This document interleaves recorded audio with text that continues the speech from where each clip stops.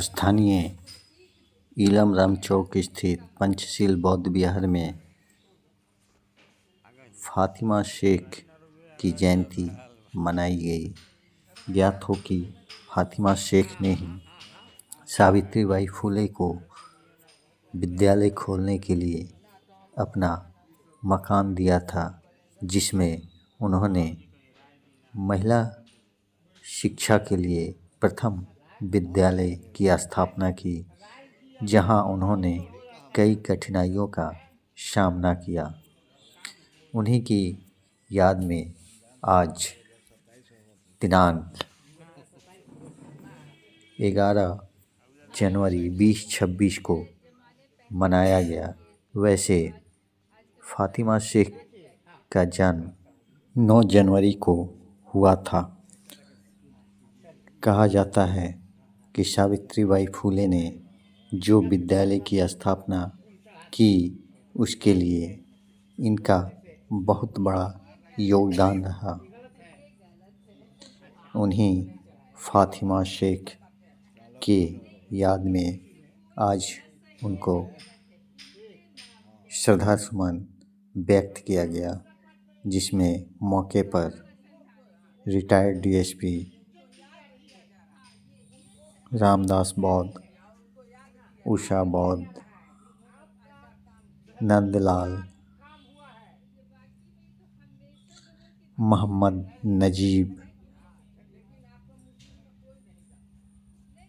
हम बताएंगे retired inspector मुस्लिम लोग नहीं मानता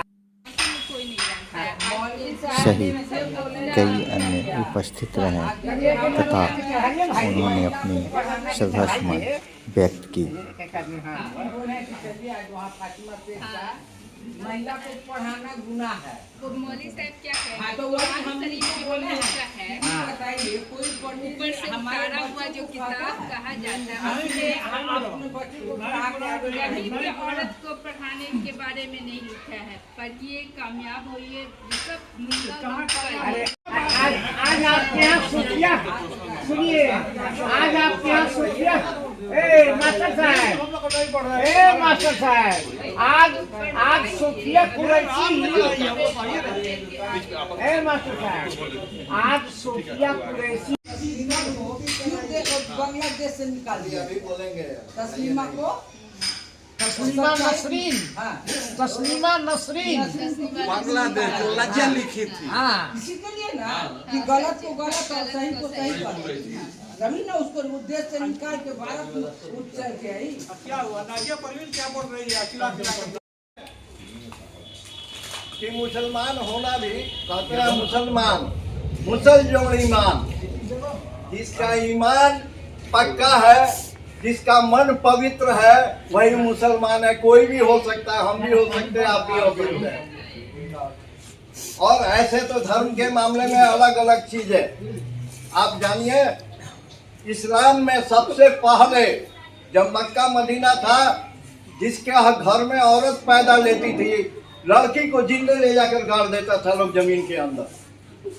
हजूर साहब ने इस बात को फरमाया और कहा कि अगर जन्नत कहीं है तो माँ के पैरों के नीचे है, और महिलाओं को सम्मान दिया। कहते हैं इस्लाम में कि भैया सुन्नत कराओ, रोजा रखो, ज़कात करो, हज करो। ये क्या है? आदमी को सुधार, इंसान बनो, इंसान मुसल जोड़ ईमान। कहते हैं ना, बुद्ध कौन है? जो शुद्ध है वही बुद्ध है, जिसका मन पवित्र है, मन में गंदगी नहीं है। फातिमा शेख ने जिस समय इन्होंने ये काम किया, इनको डबल कष्ट झेलना पड़ा, मुस्लिम संप्रदाय से भी और हिंदू संप्रदाय से भी, दोनों से इन्होंने झेला। क्योंकि जिस संप्रदाय से ये आती थी, और कहते हैं हमारा अपना विचार है, खुदा का खुदाई का, खुदा के खुदाई का खिदमत करना ही इबादत है। यही है सबसे बड़ी पूजा, इंसानी नफरत को। क्योंकि हजारों वर्षों का तोड़ जो है ना, आप सोचिएगा, बाबा साहब ने भी एक सपना देखा था, कास्ट विहीन और क्लास विहीन समाज बनाएंगे। ये आसान चीज नहीं है सपना ही। हजारों वर्षों का कोड। हम लोग बराबर बात करने में कहते हैं औरत लोग दोषी है, औरत लोग अंधविश्वास में डूबी हुई है। याद रखिए, औरत की ये दशा है तो उसका जिम्मेवार मर्द है। हम विश्लेषण नहीं करना चाहते इस बात को कैसे, तो इसीलिए हजूर साहब ने भी तो औरत को इज्जत दिया। याद है हजूर साहब जब जाते थे, हम तो सुने हैं, पढ़े नहीं है, कि एक बूढ़ी औरत थी, इनके शरीर पर गंदा कचरा फेंकती थी। शायद उनकी संप्रदाय की नहीं थी वो।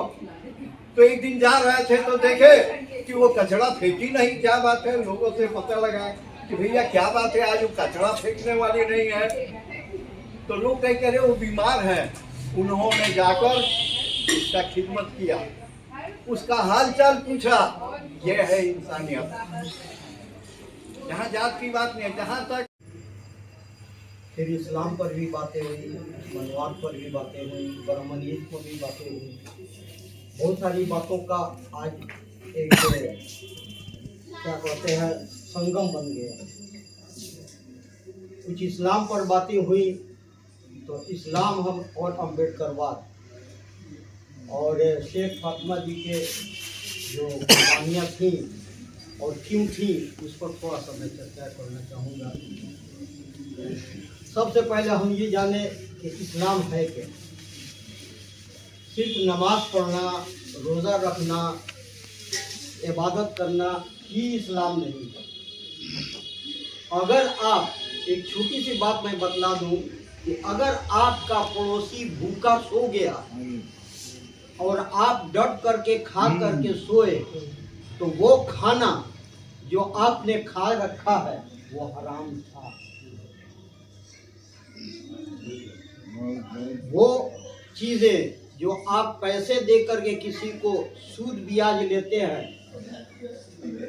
मदद नहीं कर करके पैसे देते हैं और सूद हासिल करते हैं, इस्लाम ने उसको हराम करार दिया।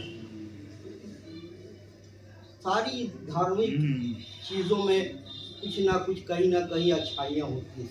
ज़्यादा अच्छाई किसी चीज़ में ज़्यादा अच्छाइयाँ होती हैं, किसी चीज़ में कम अच्छाइयाँ होती हैं, और किसी चीज़ में अच्छाइयाँ होती ही नहीं है। सिर्फ आडंबर होता है, लूट होता है, खसोट होता है, और दूसरे को बेवकूफ़ बना कर करके धन अर्जित कैसे किया जाए और कैसे अपने परिवार ही नहीं बल्कि अपने समाज, अपने जाति विशेष का वर्चस्व हासिल किया जाए, ये मानसिकता लोगों में है। तो मैं आपको ये कहूँ कि शेख फातिमा ने ज्योतिबा फूले, सावित्रीबाई फूले की मदद और सहयोग और आगे बढ़ कर के क्यों किया, मैं ये कहना चाहता हूँ कि इस्लाम की वजह से उन्होंने ऐसा किया। उन्होंने इस्लाम को समझा। मोहम्मद सल्लल्लाहु अलैहि वसल्लम जो आखिरी प्रोफेट थे, 1.25 लाख प्रोफेट हम लोग की अपनी मान्यता है कि इस दुनिया में सुधार के लिए भेजा गया और दुनिया के हर खित्ते में भेजा गया। तो सुधार के लिए भेजा गया, हर खित्ते में भेजा गया, तो हो सकता है कि हमारे भारत देश में भी भेजा गया हो सकता है कि अगर सुधारवादी बात कहने के लिए गौतम बुद्ध जी आए तो हो सकता है कि उन्हीं प्रोफेट में से कहीं एक भी हो सकता है। जिन लोगों ने अच्छी बातें की और समाज को एकजुट रखा और मानवता की बात की, मानो एक समाज की बात की, ऊंच नीच भेदभाव छुआछूत को उन्होंने वर्जित किया, उनकी मुखालफत की, निस्संदेह वही लोग महापुरुष कहने के लायक हैं। बाकी लोग ढोंगी हैं, फरेबी हैं।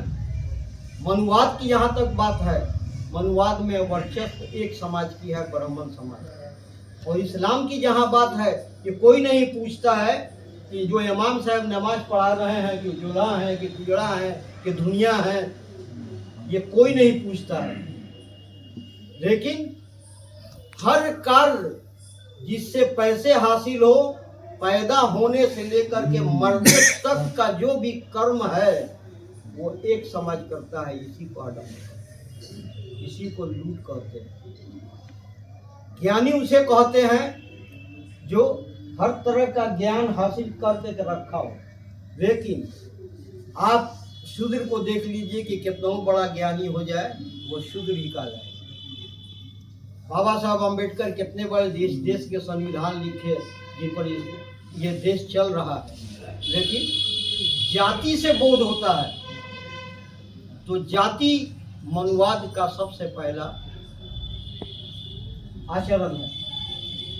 ये किताब बांटती है भैया, अडानी अंबानी तो रोज सारे को कॉपी किताब बांट देगा, 5 किलो अनाज बांट देगा, कमर बांट देगा। आप कहाँ मुकाबला कीजिएगा वोट ले ले। जरूरत है हम ऐसे समाज का निर्माण करें जिसमें गरीब को भीख के सहारे, टांग के सहारे नहीं रहना पड़े, क्योंकि ये उसका मौलिक अधिकार है, मानवाधिकार है, ह्यूमन राइट्स है उसका। हम इस तरह के देश को बनाएं, इस तरह के समाज को बनाएं, ये हमारी सोच है अपनी, हो सकता है नहीं हो, क्योंकि दुनिया, पूरी दुनिया आज एक परिवार हो गया है। आज देखिए पूरी दुनिया डिस्टर्ब है, भारत ही नहीं पूरे विश्व में डिस्टर्बेंस चल रहा है। क्यों? धन और पैसे सत्ता की ये है। तो हम अपनी बातों से हम फातिमा शेख को सलाम करते हैं और उनके किए हुए काम को याद रखिए। फातिमा शेख स्वतंत्रता की लड़ाई में भी लड़ी है, वहां भी इन्होंने संघर्ष किया है। और फातिमा शेख उस समय नारी शक्ति को सशक्त करने के लिए, महिला शक्ति को सशक्त करने के लिए इन्होंने जो कदम बढ़ाया और अपने घर में सावित्रीबाई फुले, ज्योतिबा फुले के साथ कंधे से कंधे मिलाकर काम किया, ये एक मिसाल है। आज भी बहुत लोग हैं, आप पाकिस्तान में जाइए, मलाला नाम की लड़की, कम उम्र की लड़की जो काम किया, आप गूगल में खोल कर देख लीजिएगा मलाला के बारे में। अफगानिस्तान, पाकिस्तान, आज मलाला के नाम पर वहाँ बहुत सारे स्कूल और प्रोजेक्ट चलते हैं, अपने देश में, भारत में भी चलता है। तो बस इन्हीं बातों के साथ तथ्यंपि संघं शरणं गच्छामि पाणातिपाता वीरमणि शिखापदं समादयामि अभिन्नदाना वीरमणि शिखापदं समादयामि सुरा कामेषु मिच्छाचारा वीरमणि शिखापदं समादयामि सिक्खापदं समादयामि हिंसावादा